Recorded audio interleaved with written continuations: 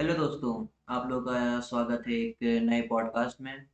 आज के इस पॉडकास्ट में हम लोग बात करने वाले हैं महाशिवरात्रि के बारे में कि इसमें हम लोग बात करेंगे ना जैसे कि कैसे शिव जी का जो विवाह है वो कहाँ से चालू हुआ, क्योंकि वो पहले इससे पहले भी विवाहित थे। उसके बाद क्या हुआ, क्या-क्या घटनाएँ घटी कि उन्हें वापस से फिर विवाह करना पड़ा। तो उसके बारे में पूरा नाजी से हम लोग डिटेल में जानेंगे। और ये जो है वो 2 पार्ट में आएगा, ये जो पॉडकास्ट होगा वो 2 पार्ट में आएगा। तो अब हम लोग जानते हैं नाजी से कि नाजी वही कि शिव जी का जो विवाह है अभी हम लोग देखे महाशिवरात्रि पे, तो उसमें कैसे-कैसे क्या हुआ, कहाँ से इसका चालू हुआ, क्या घटनाएँ हुई, तो उसके बाद फिर कैसे-कैसे सब कुछ हुआ? तो पूरा एक बार स्टार्टिंग से आप बताइए। हम्म, प्रश्न तो अति उत्तम विषय पर है। भगवान शिव विष्णु के परम भक्त हैं। राम कथा श्रवण करते हैं और राम कथा के प्रथम वक्ता भी हैं। उन्होंने ही माता पार्वती को राम कथा सुनाया था जो है। और उनको राम कथा सुनने की वो राम मतलब लगन लगी रहती है, और साथ ही वो ध्यान में भी तो भगवान श्री हरि विष्णु के ही रहते हैं। दोनों में एक अजीब सा संबंध है। भगवान विष्णु शिव का स्मरण करते हैं, मतलब उनका भजन करते हैं, उनको अपना आराध्य मानते हैं। और शिव भगवान विष्णु। नारायण को अपना आराध्य मानते हैं। तो इसलिए इसमें कोई ये दोनों एक ही हैं। ओंकार स्वरूप में ब्रह्मा विष्णु महेश तीनों एक ही हैं। ओंकार ब्रह्म जो है वो ये तीनों का रूप है। हुँ, इसमें विष्णु है, शिव है, ब्रह्मा जी हैं, तीनों हैं। तो एक बार भगवान भोलेनाथ अपने नंदी पर सवार होकर के माता सती के साथ राम कथा सुनने के लिए भारद्वाज ऋषि के आश्रम में पधारे, प्रयागराज। ऋषि ने देखा कि भगवान भोलेनाथ आए हैं, वो तो लोकीनाथ हैं। उन्होंने यथोचित सत्कार किया, मतलब कुछ जैसे भाई एक श्रेष्ठ देवता जो बड़े बहुत भाई, शिव को क्या कहा जाए, वो तो अति मतलब आदरणीय देवता है। उन्होंने उसी हिसाब से उनका खूब सत्कार पूजन किया, आसन दिया, और फिर राम कथा उनको सुनाया। माता सती के मन में थोड़ा सा संशय हो गया कि बताओ, जो हमारे पति को ही इतना आदर दे रहा है ना, मेरे पति ही इतने मतलब पूज्य हैं जिसके लिए, वो राम कथा क्या कहेगा। उनको मन नहीं लगा सुनने में, और उन्होंने कुछ नहीं सुना। भगवान शिव कथा सुनने के बाद फिर आकाश मार्ग से लौट चले कैलाश की ओर। लेकिन रास्ते में एक दूसरी घटना हुई। उस समय में भगवान राम का उस युग में, त्रेता युग में अवतार हो चुका है। भगवान राम का अनेकों अवतार हुए, कोई एक बार भगवान ने अवतार लिए हैं, अनेकों अनेकानेक अवतार हुए। इस बार जो अवतार थी उसमें सीता का हरण रावण ने कर लिया था। ये एक लीला थी, प्रभु की लीला थी, हुँ, जो कि जिसके कारण उन वो जंगल जंगल भटक रहे थे लक्ष्मण के साथ। और हाय सीते, हा सीते, क्या पेड़ पौधों से पूछना निश्चित ही, पेड़ पौधों से कोई भी व्यक्ति तो नहीं पूछता है, न जानवरों से और न चिड़िया से और ऐसे। लेकिन भगवान की माया अपरंपार है। वो पेड़ पौधों से भी पूछ रहे थे, क्या तुमने सीता को देखा है, या मृग से, खग से, खग कहते हैं पंछियों से, हुँ, सबसे पूछ रहे थे। भगवान भोलेनाथ तो समझ गए कि ये क्या कर रहे हैं, लीला कर रहे हैं इसमें। उनको कोई फर्क नहीं पड़ा, वो उन्होंने प्रणाम किया वहीं से, आकाश से ही। कि जय सच्चिदानंद। क्योंकि वो खुद वृक्ष पर सवार थी माता सती, उन्होंने सुना कि सच्चिदानंद यहाँ कौन है ना। सच्चिदानंद तो भगवान विष्णु को कहते हैं, जो सत्य स्वरूप है हाँ। और आनंद के दायक। उन्होंने नीचे देखा तो एक वही बलकलधारी जो है ना, मतलब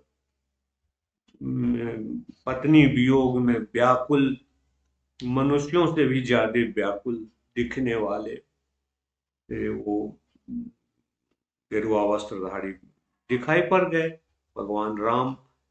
उनको तो भगवान राम नहीं समझ में आया, उनको लगा कि ये कैसे एक सच्चिदानंद हो सकता है जो अपनी पत्नी का ये नहीं कर पाए, पत्नी के लिए इतना दुखी हो रहा है। मनुष्य भी इतना नहीं दुखी होता है। ये इसका मतलब है ये निश्चित रूप से सच्चिदानंद भगवान तो नहीं हो ही सकते।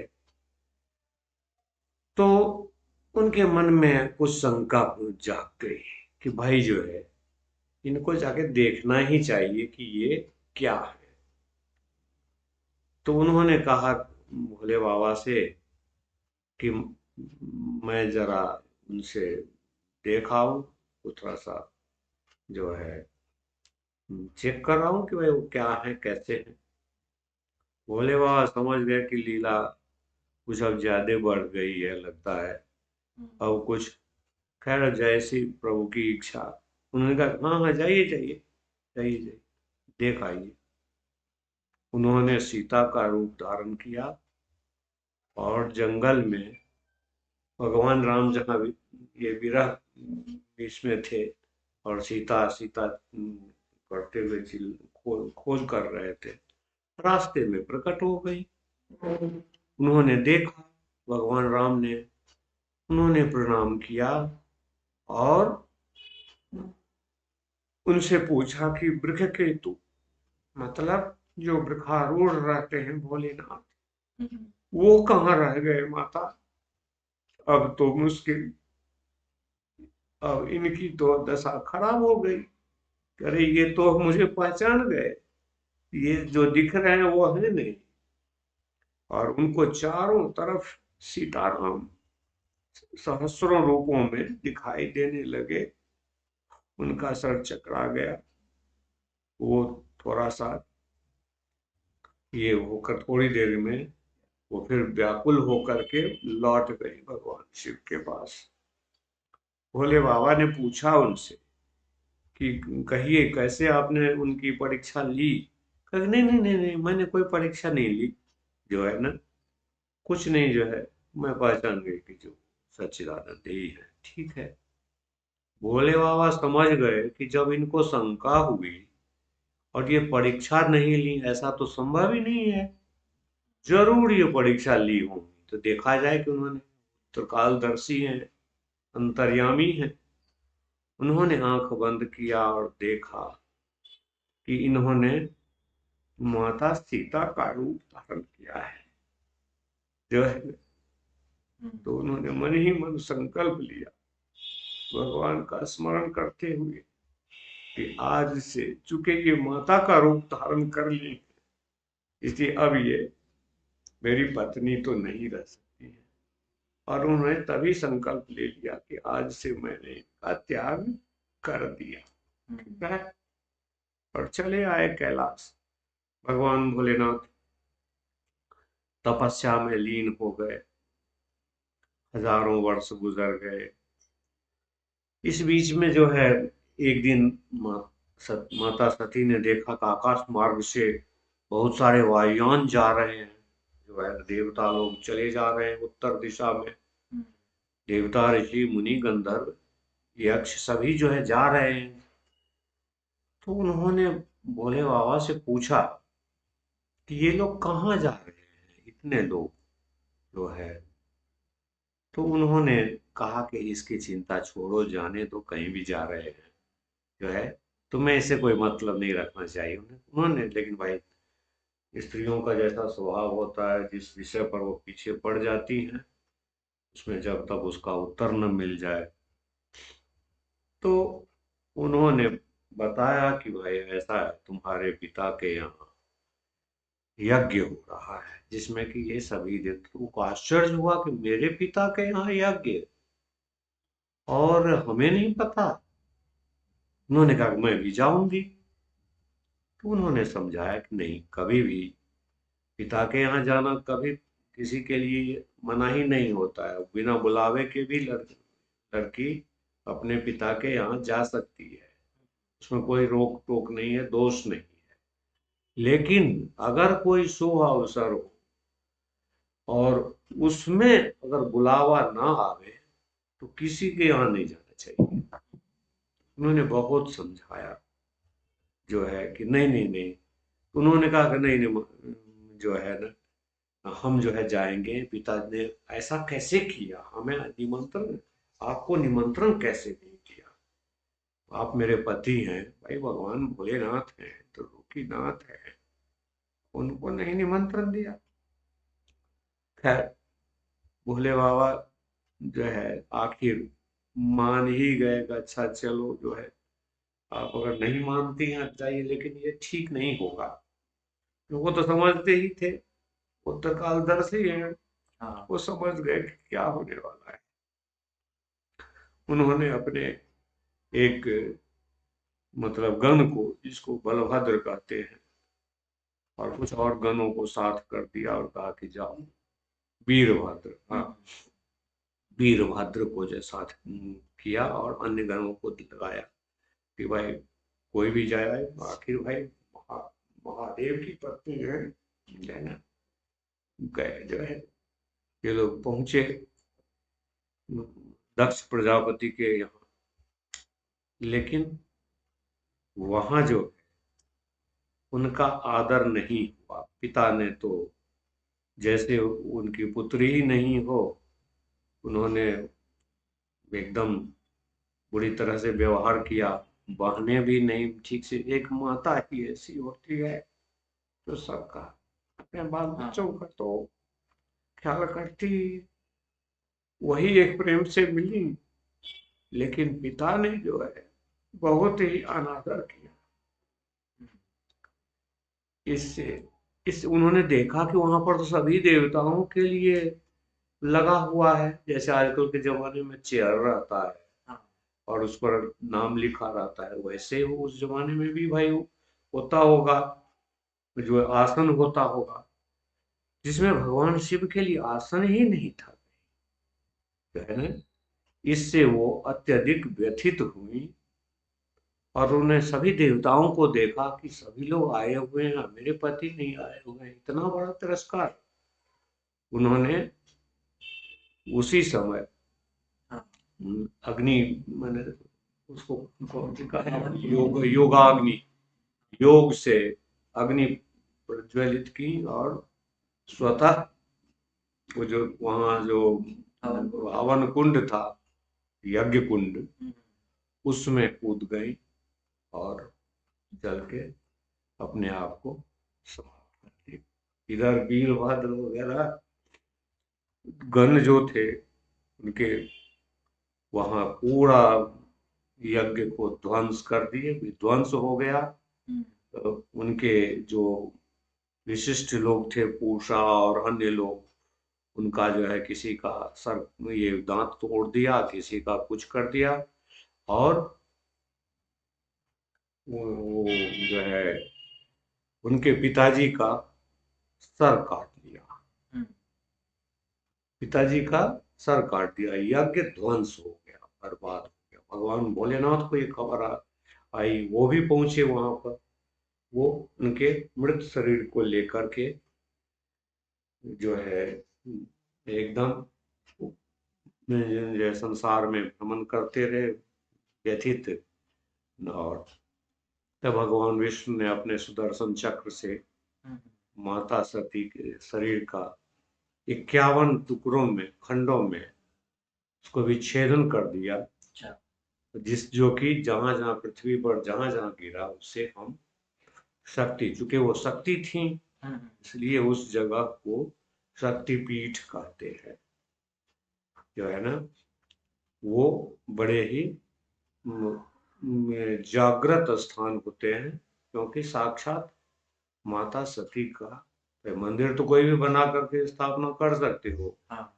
ये तो हुआ एक पत्थर की मूर्ति, लेकिन वहां तो वो साक्षात शरीर है वो, इसलिए वो सभी जागृत स्थान है। इसके बाद भगवान भोलेनाथ फिर से तपस्या में लीन हो गए और हजारों हजार वर्ष तक आंख बंद करके तपस्या में लीन रहे। इधर इधर जो है असुरों का प्रकोप बढ़ गया। असुरों ने जो है तारकासुर ने, हाँ। तारकासुर जो एक बड़ा ही भयानक असुर था, ब्रह्मा जी से आशीर्वाद ये ले लिया कि मैं सिर्फ एक ही आदमी से मरूं जो शिव पुत्र हो। हाँ। उसको पता था कि शिव जी के कोई पुत्र तो है नहीं, हाँ। उनकी पत्नी भी मर चुकी हैं और शिव जी समाधि में लीन हैं, तो उनका पुत्र न कभी पैदा होगा और न मैं कभी मरूंगा। अपना वर तो उसने बड़ा अच्छा सोचा कि हम तो कभी नहीं मरेंगे, अमर ही अब हो गए, खुश था। लेकिन देवता परेशान थे कि अब क्या हो, शिव जी को कोई उठावे तब तो, वो तो एकदम ध्यानस्थ थे। फिर उन्होंने जो है बहुत प्रयास किया, सभी देवता ऋषि मुनिगण ये सब प्रयास करते रहे, कामदेव भी प्रयास किए, जो है ना, कामदेव भी प्रयास किए थे। भगवान भोलेनाथ ने अपना नेत्र खोला और कामदेव को भस्म कर दिया। इस तरह से कामदेव उस दिन से बिना शरीर का हो गया, उसका अब शरीर नहीं होता, कामदेव का शरीर का नाश हुआ। जो है बड़ा मुश्किल, क्या अब क्या हो। फिर जो है उन्होंने, देवताओं ने, समस्त ऋषि मुनियों ने बड़ी विनती की, अभी तब जाके भोलेनाथ ने अपनी आंख खोली और उन्होंने बताया कि क्या समस्या है।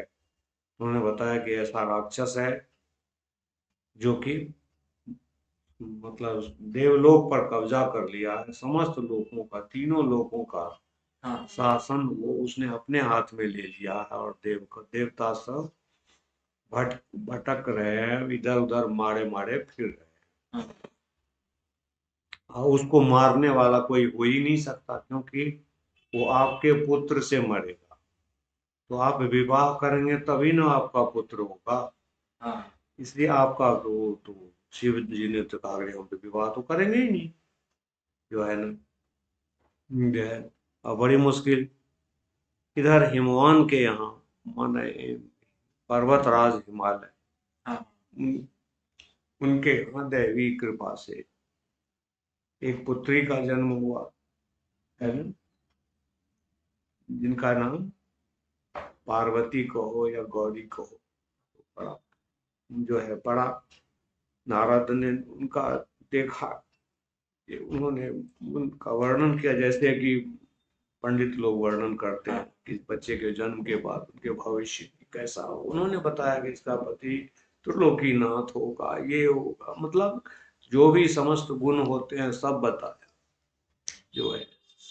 लोग बड़े खुश थे।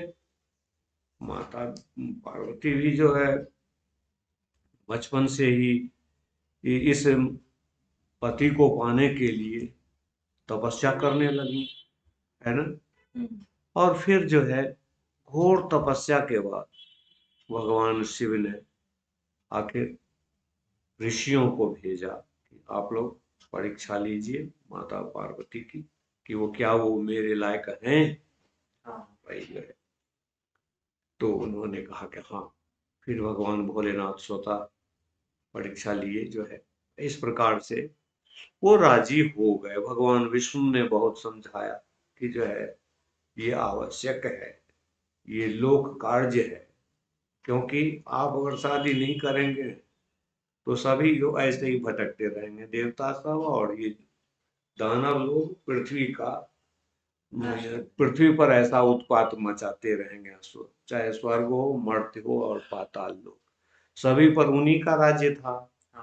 तो वो बड़े ही उत्पाती थे। तो इसलिए आप जो है, क्योंकि भगवान शिव विष्णु की बात टाल नहीं सकते थे, हाँ। जो उनके आराध्य हैं, तो उन्होंने कहा कि अच्छा, जैसी आपकी इच्छा। उन्होंने शादी के लिए हाँ कर दी। तब शादी की तैयारी होने लगी, सब कोई तैयार हुए, सब कोई।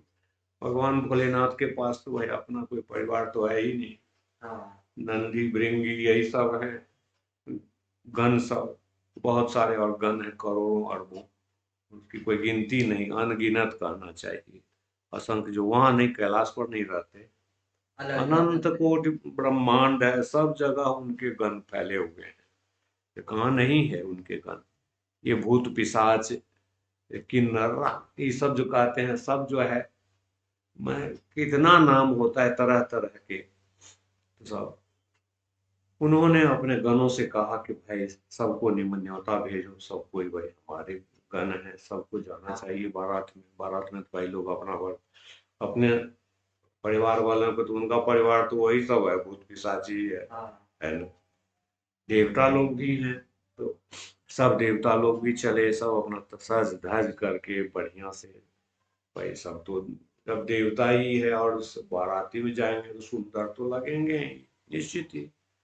सब कोई खूब बढ़िया से सज धज के, भगवान भोलेनाथ भी सज धज के जो है चले। हम्म। जब पर्वतराज हिमालय के यहाँ पहुंचे, तो वहां की शोभा तो दिव्य थी ही। उन्होंने बड़ी तैयारी की थी, भाई इतने देवता आवेंगे, इतने हमारे दामाद इतने बड़े देवता है, तो लोकीनाथ है, ये सर्व सामर्थ्यवान है। तो सब कोई अत्यधिक उत्साह, वो विवाह में लोग होते ही हैं उत्साहित। मनुष्य भी जब उत्साहित होता है तो देवी देवता क्यों नहीं होंगे।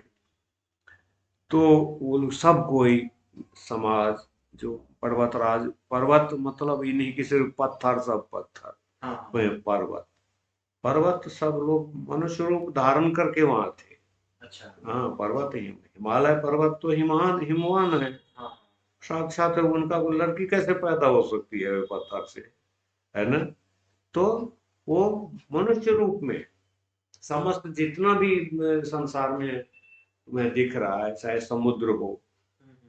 समुद्र भी तो मनुष्य रूप में हाँ। प्रकट हुआ था ना भगवान के सामने, हाँ। भगवान राम के सामने, तुम्हें क्षमा कर दे जो है। वैसे ही सभी जो है उनके, जो हिमालय के जो लड़के वड़के, सभी मनुष्य रूप में थे। भाई पहले पर्वत सब जो है उड़ते भी थे, वो चलायमान रहते थे। वो कहीं से, जैसे जमीन पर पड़े हुए हैं, हाँ। हाँ। ऐसे ही पड़े रहते थे, और उनके पंख थे। अच्छा। हाँ, तो वो उड़ करके चलने लगते थे, कहीं भी उड़ दिए, उड़ लिए। और जिधर से पर्वत उड़ता हुआ जाएगा, वो कोई आसपास में तो जाते नहीं थे, हाँ। थोड़ा सा ही ऊंचा उड़ करके उड़ते थे। तो जिधर से उनका पूंछ लटकता हुआ जाता था, उधर मतलब साफ, संसार का सफाई, कुछ नहीं बचता था। तो इसी में जो है, इसी परेशानी को दूर इंद्र ने सभी पर्वतों पर वज्र के प्रहार से सबका पंख काट लिया। हाँ। लेकिन नहीं, कुछ एकाध पर, जैसे मैनाक हुआ, ये सब जो है समुद्र में जाकर के अपनी जान बचाए, उनके पंख बाकी रह गए। अदरवाइज सभी पर्वतों के पंख कट गए। तो वो सब मनुष्य रूप में वहां थे, सजे धजे सब जो है, सभी लोग, स्त्रियां, लड़कियां जितनी हैं, समाज के लोग, सब जो है, भगवान, ये जब देवताओं की बारात आगे आगे आ रही थी, आगे आगे तो पहले भोलेनाथ थे, हाँ। उनके एक तरफ ब्रह्मा जी, एक तरफ विष्णु जी, और पीछे इंद्र आदि करोड़ों देवता। और फिर जो है उनके अपने जो भोले बाबा के जो गण वगैरह है, भूत पिशाच हैं, वो सब भी थे। वो भी सजे धजे ही थे, कोई ऐसा नहीं था कि वो भूत पिशाच जैसे लगते थे, सुंदर दिखते थे, सुंदर रूप धारण किए हुए थे। लेकिन जो है, नारद जी लीला के वश, नारद जी गए आगे बढ़ करके हिमवान के महल में, और माता माता पार्वती की माँ से मिले। उन्होंने कहा कि देखिए कितना सुंदर बारात आ रही है। मतलब हाँ उन्होंने देखा इतने सुंदर सुंदर देवी देवताओं को, तो उनको तो पहचानती तो थी नहीं। तो वो पूछती थी क्या ये हैं हमारे शिव, मतलब हमारे दामाद? नहीं नहीं नहीं, ये तो उनके सेवक हैं। जैसे विष्णु जी हैं, इंद्र जो हैं, कुबेर हैं, गणेश जी हैं। गणेश जी मतलब ये नहीं कहो कि भाई गणेश जी उनके पुत्र हैं तो बाप पहले कैसे हैं। अरे गणेश जी सब समय रहते हैं। ये सब इनके अनेक अवतार हुए हैं। जो इनके जो पुत्र पैदा हुए वो गणेश जी का एक दूसरा अवतार था, है कि नहीं। वो संसार में सदा विद्यमान रहते हैं। गणेश जी भी बारात में थे। जो है सबका बड़ा सुंदर, अरे ये ऐसे करते करते बड़ा उनके मन में हुआ कि जब इतना सुंदर ये इनके सेवक सब हैं जो इनके मतलब सेवा करते हैं, तो वो कैसे होंगे। उनके मन में थोड़ा सा घमंड जैसा, मतलब अहंकार जैसा हो गया कि मेरा दामाद तो मतलब कुछ और ही सुंदर जय होगा। भोलेनाथ समझ गए भाई जो है, अब माता को जो है थोड़ा सा शंका पैदा तो हो ही गई है। हाँ। कि हम कैसे हैं, वो हमें देखना चाहती हैं कि हम कैसे हैं। तो उन्होंने भगवान विष्णु और ब्रह्मा जी से कहा, और देवताओं का कहा आप इन लोगों को लेके आगे चलिए और मैं पीछे से आता। हाँ। वो लोग भी समझ गए कि अब लगता है कि कुछ विशेष कार्यक्रम होने वाला है। फिर इसके बाद जो है सब देवता चले गए अपना स्थान पे। खूब आदर सत्कार हुआ सबका। लेकिन भोले बाबा की बात नजदीक आई तो उसमें रंग बिरंग के बहुत पिशाच, कोई मुंह वाला, कोई बिना मतलब बिना मुंह वाला, कोई एक मुंह वाला, कोई अनेक मुंह वाला, कोई बिना आंख का, कोई हजारों आंख वाला, किसी का एक भी हाथ पैर नहीं, किसी का सर छाती आगे की ओर और आंख मुंह सब पीछे की ओर, कोई सहस्त्रों पैर वाला। अरे वो भयानक वो दृश्य था। सभी को ऐसा दृश्य देख के कोई भी व्याकुल हो सकता है, और एक लड़की की माँ का व्याकुल होना तो उचित ही है, क्योंकि लड़की की माँ अपने पुत्री के लिए व्यथित रहती है कि उसको अच्छा घर पर मिले। जब उसने ऐसा रूप देखा तो वो बेहोश हो गई, है कि नहीं। शिव जी भी वैसे ही थे। वो नंदी, नंदी तो वो बच्चे वो बलि पर रहते ही हैं। व्याघ्र चर्म धारण किए हुए, गज चर्म धारण किए हुए थे। गज मतलब हाथी का चमड़ा, उसका वस्त्र। जब उनका आभूषण तो सोने चांदी का तो पहनते नहीं। मतलब सोने ये सांप के आभूषण, सांप का ही जो है कुंडल मुकुट ये सब कुछ, माला, मुंडों की माला जो उनके गले में है ना, वो भी उस पर उल्टा बैठे हुए, विकराल रूप धारण किए, पूरे शरीर पर चिता भस्म लगाए हुए। अब ऐसे दामाद को देख के कौन खुश हो सकता है भाई, है ना। माता ने देखा, नारद जी ने कहा कि देखा कितने सुंदर आपके दामाद हैं, यही है शिव। वो तो एकदम देख करके ही गिर गई बेहोश हो करके, जैसे कि कोई जो है अचानक किसी को हृदय गति रुक गई हो, वो गिर गई। अब लीला तो यहाँ हो गई। अब बड़ा मुश्किल हुई जो है। अब वो उनके मन में ये हो गया कि ना, इतने बूढ़े वर से तो मैं इतनी सुंदर पुत्री का विवाह कर ही नहीं सकती। समस्त ऋषि मुनि ये जो है देवता ब्रह्मा विष्णु, नारद जी कितना भी समझाए तो उनको तो नारद जी से घृणा ही हो गई कि तुम ही वो दुष्ट हो जिसने मेरी बेटी को वर गलाया कि उसका वर ऐसा होगा, ऐसा होगा, इतना व्यापक वर्णन किया, देखो कैसा भयंकर है ना। जो है तुम ही इसके मुख्य ये हो। ब्रह्मा विष्णु समझाते रहे कि नहीं नहीं नहीं, वो सदाशिव है ना, त्रिलोकीनाथ है। लेकिन भाई मनुष्य मनुष्य उसमें भी औरतें अगर एक बार हट पकड़ ले तो उससे निकलना जरा कठिन ही होता है, कोई समझाने वाला मिल जाए। नहीं हुआ। फिर बहुत समझाने के बाद जो है ना, आखिर वो कहें कि ठीक है, हम शादी उसी शर्त पर करने को तैयार हैं कि ये सचमुच सुंदर रूप मुझे बना करके दिखा दे, है ना। कि ये अगर सुंदर है तो मैं देखना चाहती हूँ कि ये कितने सुंदर है। ठीक है। तब अब सभी देवता लोग दौड़े भोले बाबा को मनाने, क्योंकि वो तो उसी विकराल रूप में थे, है ना। बहुत मनाया गया कि अब आप मान ही जाइए, अब अपने निज स्वरूप में आइए, जैसा आपका शरीर है ना। कर्पूर गौरम करुणावतारम, है ना, ऐसा स्वरूप।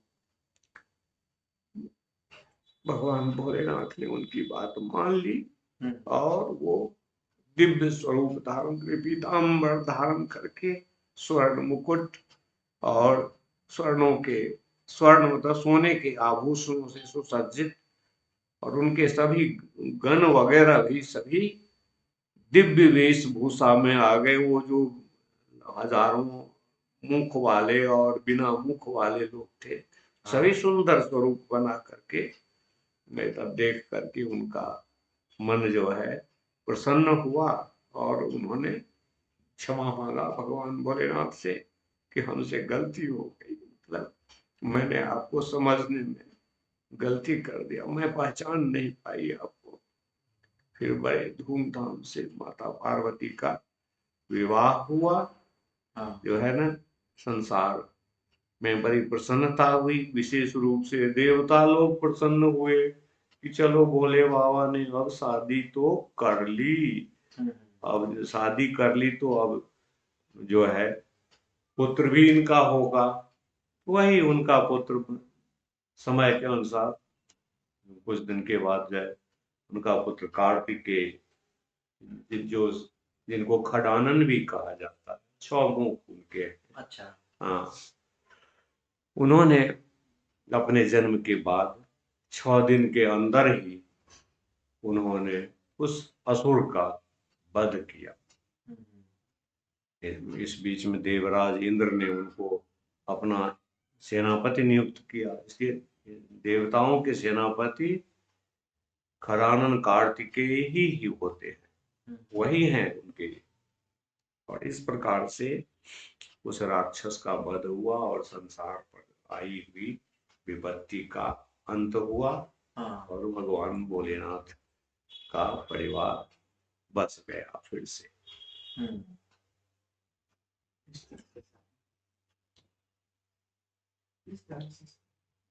तो दोस्तों, आज आज का पॉडकास्ट यही खत्म करते हैं हम लोग। तो इसमें हम लोगों ने जाना कि कैसे शिव जी की जो महाशिवरात्रि है उसका क्या महत्व है, वो कैसे इस पूरे घटनाक्रम में कैसे कैसे क्या हुआ, वो आज हम लोगों ने जाना। बाकी किसी और दिन हम लोग आएंगे किसी और एक दूसरे टॉपिक के साथ। अगर आप लोगों को ये वीडियो अच्छी लगे तो इसको लाइक कर देना, इस पर कमेंट कर देना और चैनल को सब्सक्राइब कर देना। और अपने सारे जितने भी दोस्त हैं और घर वाले हैं उनके साथ भी ये चैनल का लिंक शेयर कर देना, जैसे कि उनके पास भी सारी सारी वीडियोस पहुंच सके। अच्छा सवाल बोलिएगा और मैं